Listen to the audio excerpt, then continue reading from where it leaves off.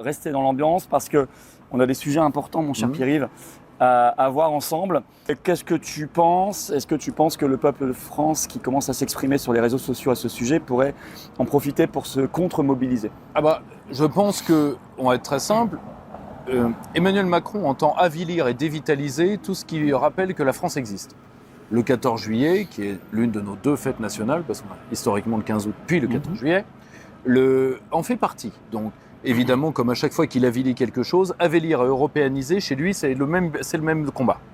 Donc, il va remplacer la beauté de la Marseillaise par cet hymne à la surdité qui est l'hymne européen. J'invite les gens à voir comment on a défiguré une symphonie de Beethoven. Il se serait flingué les tympans aux tisonniers à écouter ça, parce que surtout, si on met les paroles sont d'une débilité profonde. Qui seront chantées par von der Leyen à côté de lui, d'ailleurs.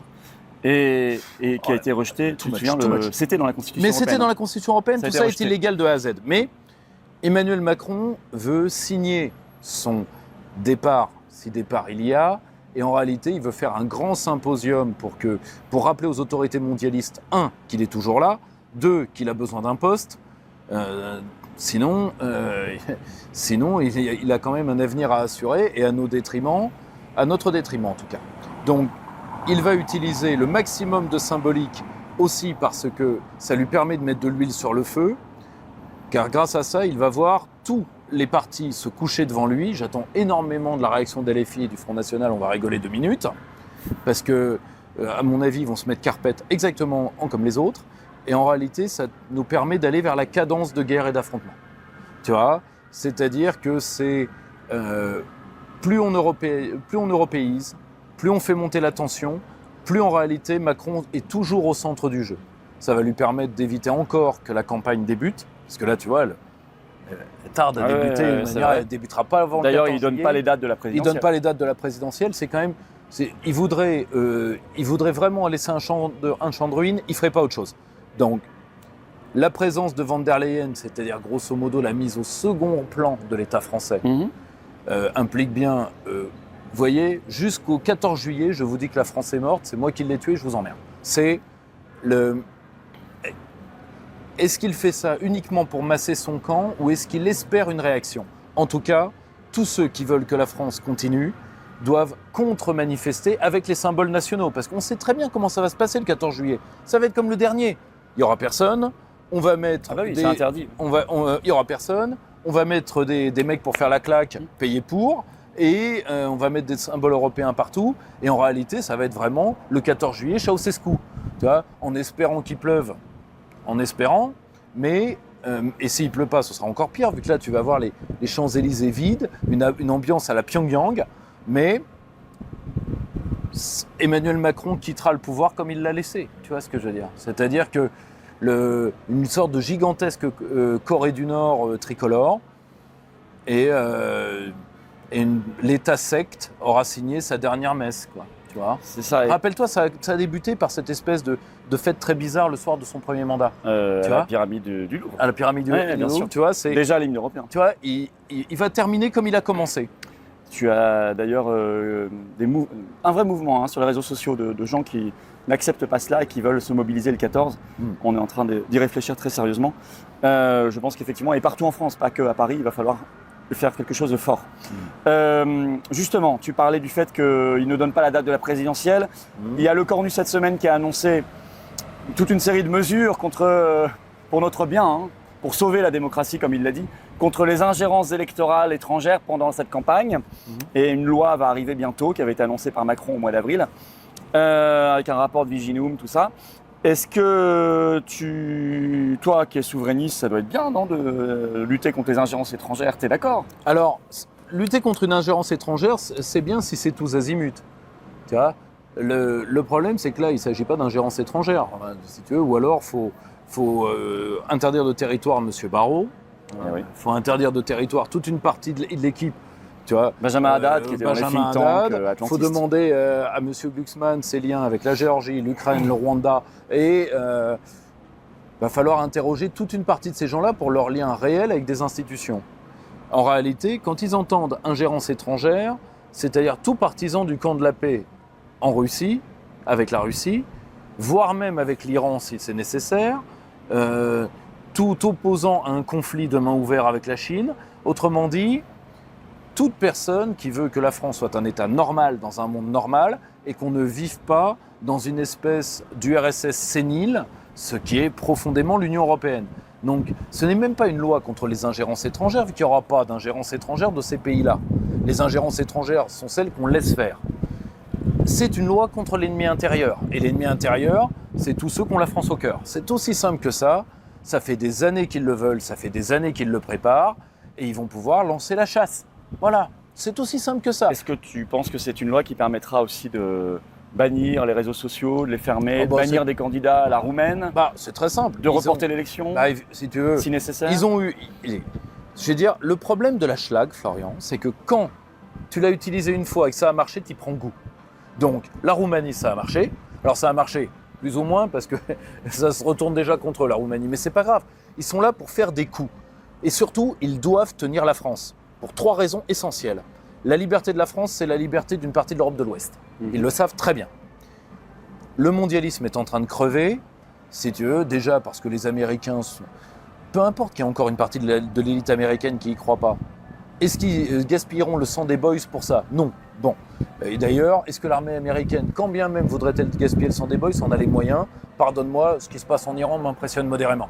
Donc, si tu veux, ils doivent tenir le mondialisme en Europe de l'Ouest coûte que coûte. Ça, si tu veux, c'est le 2e point. 3e point, Macron est le dernier chevalier du mondialisme qui a à être présent. Parce que Merz, il en a pour quelques mois, Starmer pour quelques semaines. Normalement. Donc, si tu veux, sauf... Alors les projets complètement fous de faire endosser tu les as entendus, par le roi Charles, lors du discours du trône, un rapprochement avec l'Union européenne, ça c'est des manœuvres de désespoir. Starmer n'en a pas les moyens, il le sait très bien. La seule chose c'est que Starmer, comme tu le sais, dès qu'il quitte le pouvoir, il y a tout un agenda judiciaire qui se rajoute. Bien sûr. Parce que, et puis lui, ça va être gratiné. Donc si tu veux... Merz, il reste Bardella qui l'aime bien. Oui, il reste Bardella qui l'aime bien. Ça fait la parfaite photo avant-après, si t'as bien regardé. Mais le grand souci, c'est qu'est-ce que tu veux? Ils sont obligés de faire un fortin autour de Macron. Il n'y a plus que ça qui reste. Tu vois, à la rigueur, un Scandinave ou deux, enfin tout ceci ne compte pas. Et ils ont besoin de tenir le mondialisme en Europe de l'Ouest. Et pour l'instant, ça veut dire Macron coûte que coûte, et surtout parce que Macron est le symbole de la défrancisation. Bien sûr. Voilà. Donc tu n'es pas dupe sur cette loi sur les ingérences étrangères. C'est une loi contre l'ennemi intérieur. En réalité, on peut l'appeler comme on veut. Tu vois, on aurait pu l'appeler, je sais pas, la loi anti-souverainiste, la loi anti-nationale, la loi anti-français. Tu vois, c'est avant tout ça. Parce que de toute façon, et ça, quand tu lis bien les rapports de nos services, tu le vois, il n'y a pas d'ingérence réelle au sens où les services de NASMO venant de pays comme la Russie ou comme l'Iran en France. Il n'y a que des trucs grotesques. Bien sûr. Tu vois, le centre Zara France, c'était grotesque. Oui, non, c'est etc. Tout ça, c'est rien du tout. Bidon, Et c'est des affaires montées en épingle, tout comme l'affaire Fedorova, tu vois. Bien sûr. Si tu veux, elle est russe. Ah bon? Oui. Ah bah, il a fallu une enquête de combien d'années pour vérifier qu'elle était russe? L'ancienne patronne de RT.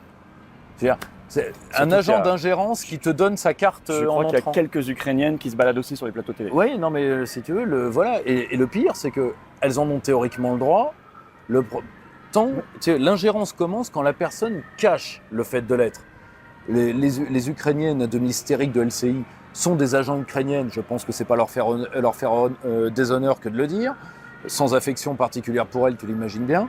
Mais est-ce que Fedorova a déjà nié être russe? Bon, à un moment, stop, quoi, tu vois. Bah oui, d'autant que nous ne sommes pas en guerre avec la Russie. On n'est pas en guerre contre la Russie, donc je ne vois pas à quoi sert tout ce jeu, sauf à encore maintenir un système vermoulu par une loi des suspects et de l'attention. C'est ça. On va finir par un dernier point. L'Allemagne, qui, ça y est, ne prend plus du tout de pincettes ni de gants. Maintenant, elle envoie bouler toutes les coopérations qui étaient en cours avec la France, notamment dans l'armement. Elle déploie ses projets nationaux, le Gen 6, l'avion de génération 6 qui était prêt en fait depuis 10 ans, elle le sort maintenant. Le bouclier antimissile, elle va le faire, voilà. Bref, elle est en train, ça y est, il n'y a plus de pudeur, c'est parti. Ça veut dire plutôt une bonne nouvelle pour les souverainistes français? C'est très simple.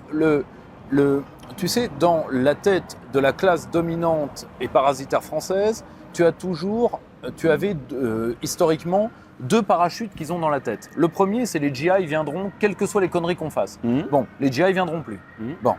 Le deuxième, c'est de toutes les manières, on pourra toujours aller colporter, comme disait Valéry Giscard d'Estaing, un strapontin à la Bundesbank. Ok ? Elle n'est pas de moi.